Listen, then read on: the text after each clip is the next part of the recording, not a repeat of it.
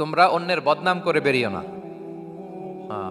লামজ আসছে লুমাজা থেকে, ওয়াইলুল লিকুল্লি হুমাজাতিল লুমাজা, যে প্রকাশ্যে অন্যের বদনাম করে বেড়ায়, অন্যের দোষ খুঁজে বেড়ায়। একদল লোক আছে দেখবেন শুধু অন্যের দোষ খোঁজে, নিজের দিকে আঙ্গুল যায় না। কিন্তু এইভাবে আরেকজনের দিকে আঙ্গুল দিলে যে 3টা আঙ্গুল নিজের দিকে যায় এটা আবার ভুলে যায়। কাউকে যদি আমি এরকম করি, আমার দিকে কয় আঙ্গুল বলেন? এই 3টা কার দিকে? আর আরেকজনের দিকে 1 আঙ্গুল।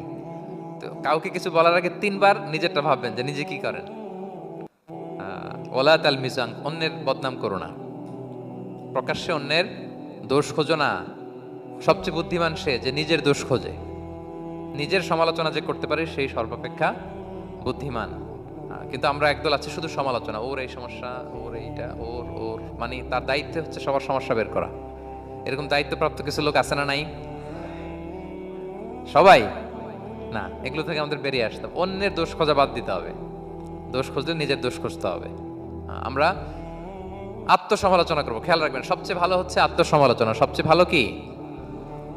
তারপরে মোটামুটি ভালো হচ্ছে আলোচনা, আর সবচেয়ে খারাপ হচ্ছে সমালোচনা। কিন্তু আমরা সবচেয়ে করি বেশি কোনটা? চেঞ্জ করতে হবে, আত্মসমালোচনা বাড়াইতে হবে। আমি প্রায় একটা কথা বলি, small people talk about people, average people talk about things, great people talk about ideas. ছোট মনের মানুষ যারা, এরা মানুষ নিয়ে কথা বলে, এর এই সমস্যা ওর।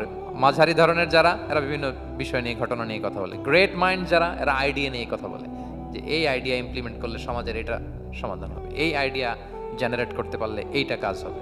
দেখুন বলেন, আপনি কি ছোট মনের মানুষ হবেন না বড় মনের? অন্যের দোষ খুঁজবো আর তাহলে কারটা খুঁজবো? ইনশাল্লাহ বলেন সবাই।